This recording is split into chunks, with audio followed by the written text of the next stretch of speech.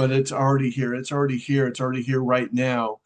And we've seen more people on the planet than ever before believe in angels, ETs, near-death experiences, just before the ship that volcanoes would start going off all over the planet. And so we seem to be right on the cusp of that. Unfortunately, I do think that in America here, the West Coast is going to get hit with a pretty big earthquake here any day now. It's other universes are going to have this awakening. I mean, there are literally millions and millions of beings who are lined up wanting to incarnate on Earth at this time because it's so magical and so special because we're getting to have this awakening. It's really amazing. Yeah, hi, my name is Mark Patterson.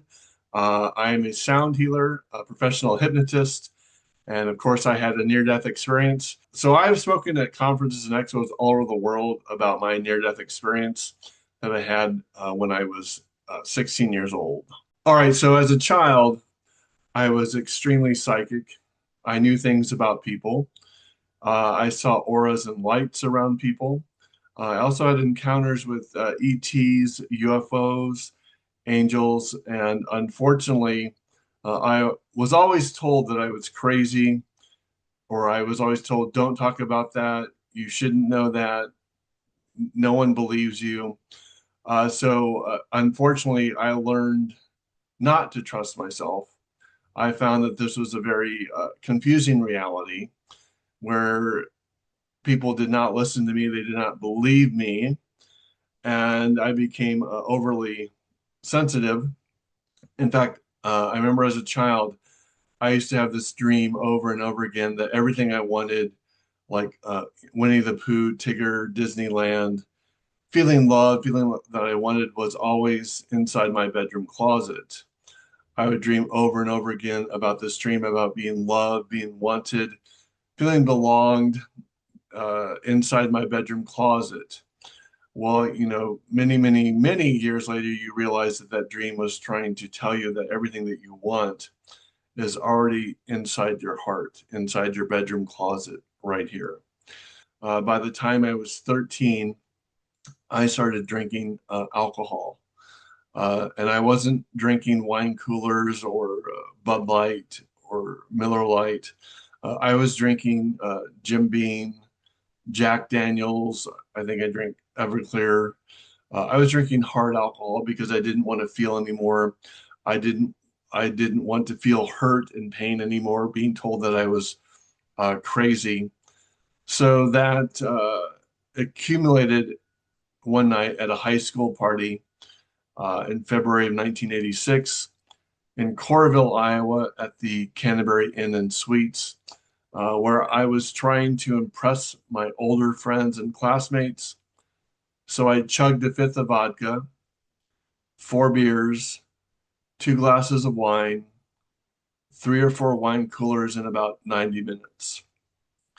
Needless to say, my body went into cardiac arrest from acute alcohol poisoning. My skin was black, green, and purple. So I was dead, unconscious on the bathroom floor of that hotel suite. And I left my body. And anyone who has had a near-death experience will tell you that when you first leave your body, it's terrifying because you're trying to get a hold of your classmates to call for help. And of course, they don't hear you. The people that were just in a circle around you going chug, chug, chug, go, go, go, go, they don't know that you're dead. They don't know that you're unconscious. And then the light opened up, uh, and I was greeted by my grandfather, Russell, who passed away when I was probably about 3 years old, just before turning three. And he called me Marcus Aurelius because that's what he called me when he was alive. And so we went into the light, and Evelyn, just the love, the peace is so real. And Russell, my grandfather, informed me that I was going home. And so my thought was, wow, I really messed that opportunity up, because it is really an amazing opportunity to be here on the planet, to be a human being. I think science has it at a 1 in 400 trillion chance of you being human right now. So it's pretty a special opportunity. Unfortunately, most people squander their lives through resistance because they don't believe that they're good enough. And that is just a really a shame. So then while Russell is talking to me and everything's done energetically, telepathically, there were seven angels. They were 14 feet tall in appearance. They were all female in appearance. And anytime when you die, when you cross over, you have this thing called a life review. And you review your life. And like if you hurt someone or you betray someone or you do someone, quote, wrong, you also get to experience what they felt so that you can have compassion. See, everything in life, Evelyn, is about love. See, the word forgiveness, see, everything is about your opportunity to express love no matter what happens to you. So the word forgiveness means for giving your love away no matter what happens to you. For giving your love away no matter what happens to you. And if you're always out getting the Jaguar, the Mercedes, the jewelry, uh, the material things, and don't get me wrong, material things are nice and they are important to a degree. But if you're always out for getting things, you are forgetting who you really are. And then the guy talked to me a lot about life here on the planet and being a human. So then, Evelyn, they introduced me to a being that was about 30 feet tall. And that 30 feet tall being formed an icosahedron, which is a geometric solid. And in a moment that I, the soul that was in my being, Mark, from the time of conception to 16, went with Russell into the afterlife. And that 30-foot being formed a geometric solid called the icosahedron and came into my heart and brought me back to life. So in new quote new age terms, I am a walk-in. Now, Barbara Ann Brennan wrote the book Hands of Light, and she's a former NASA physicist.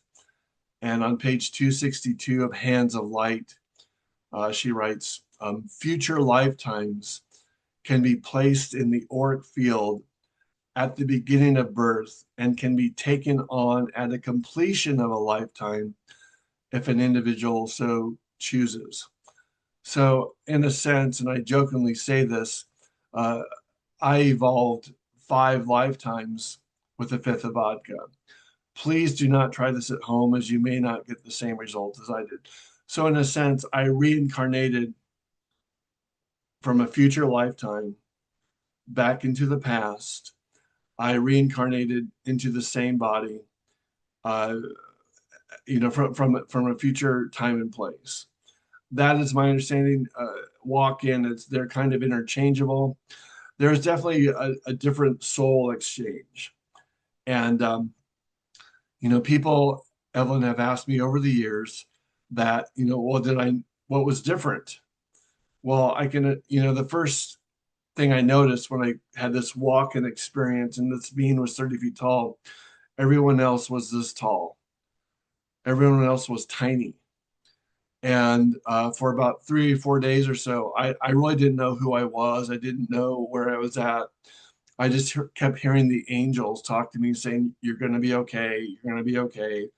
Everything is okay." And around the fifth day, everything fell into place. I knew that I was Mark. I knew that I was a sophomore at Iowa City West High School in Iowa City, Iowa. Uh, I knew what I did. I was a fairly good baseball player, and everything, all the memories, came back to me. Those things that happen to us are are part of our evolution. They're part of who we are. Our guides and angels are always with us, You're never alone. Being alone is an illusion, and they're always here to assist us, guide us. You meet the right people at the right time. I know Deepak Chopra calls it synchro destiny. I think it's part of what we plan out before we incarnate here. And I just think it's so important for people to realize that you're not going to get this wrong. You cannot fail at being a human. You might fail at a relationship. You might fail at geometry in school. You might not do well in certain aspects of life. That does not mean the core of who you are is a failure. Those things that happen to us are, are part of our evolution. They're part of who we are. Our guides and angels are always with us. You're never alone. Being alone is an illusion, and they're always here to assist us, guide us. You meet the right people at the right time. I know Deepak Chopra calls it synchro destiny. I think it's part of what we plan out before we incarnate here. And I just think it's so important for people to realize that you're not going to get this wrong. You cannot fail at being a human. You might fail at a relationship. You might fail at geometry in school. You might not do well in certain aspects of life. That does not mean the core of who you are is a failure. We all arrive at a different time, and you should not beat yourself up for never feeling safe and doing what you feel like you're meant to do. That's the biggest challenge. Is most people that are psychic, intuitive starseeds, they don't feel safe in being who you are. And that's exactly why I created Voices of Light, Empowering the Empath. Voices of Light, Empowering the Empath gives people permission to be psychic, to be gifted, to be talented, because I was always ridiculed for it. And your voice, your story needs to be heard. No one benefits from you playing small. No one benefits from you dismissing your psychic abilities. No one benefits from you being broke. No one benefits from you not being who you are. And so, Voices of Light, Empowering the Empath, and my Heart Portal are really about empowering people, giving them a voice, a platform to share their stories, because their stories are so important. Their voices need to be heard, and it's so that you feel safe in sharing of who you are and feeling empowered. And I guess the only other thing I'd mention is my NDE was featured in a book called Touched by the Light, which is now available on Amazon. And I encourage people to check it out. I know I've rambled on forever now. Uh, I'm here to answer any questions or anything that you want to go over. You have people that have never meditated before. You have people that don't have any understanding. They're having all these awakenings spontaneously. So, and people are coming in with new abilities and psychic abilities. And again, it's about you have to feel safe. I mean, feeling safe with your abilities is so important. And that's what I really like helping people do, is to feel safe in their own space, their own power. But we are, the Schumann resonance is off the charts. People are having more psychic experiences. In January of this year, I had an experience where I thought that a bomb was going off. I thought a bomb was going off next door. It was so loud. It was so real. I thought like war had started or something bad had happened. And as I was waking up from the dream, I was told by my guides, my angels, that that explosion came from within, and the message was that my consciousness had expanded throughout time, space, universe. When we shift into 5D, or we allow ourselves to see it because it's already here, that it's going to create a chain reaction throughout all time and space. Other universes are going to have this awakening. I mean, there are literally millions and millions of beings who are lined up wanting to incarnate on Earth at this time, because it's so magical and so special, because we're getting to have this awakening. It's really amazing. So I would say by the end of next year, end of 2026, first part of 2027, we'll have full disclosure of aliens and ETs. Are volcanoes going to become more active? Yes. And in fact, one of the speakers at the Wake Up Now conference in Albuquerque talked about this, that before the shift, just before the shift, that volcanoes would start going off all over the planet. And so we seem to be right on the cusp of that. And so, yes, the volcanoes are becoming active.